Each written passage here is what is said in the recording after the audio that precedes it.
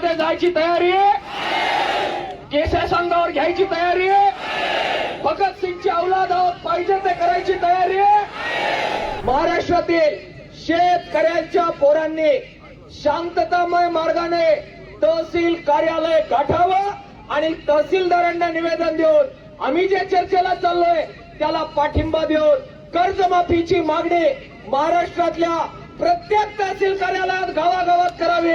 गावातली राहिलेली पोरं आपल्याला पाठिंबा देणार की नाही? उद्या तहसील कार्यालयात निवेदन द्यायला जाणार की नाही?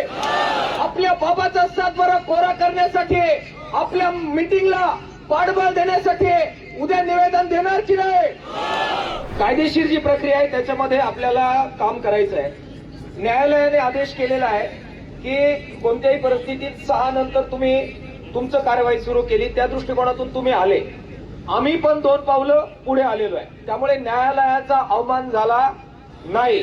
पण न्यायालयाचा वापर करून जर आंदोलन दडपण्याची प्रक्रिया यापुढेही तुम्ही सुरू ठेवली तर जेलला आम्ही घाबरत नाही, हा संदेश सुद्धा आम्ही आज दिलेला।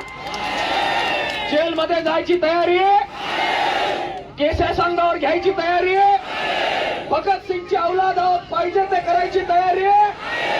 हे संदेश सुद्धा निक्षून आम्ही मुख्यमंत्र्याला आणि सरकारला देऊ राहिलेलो।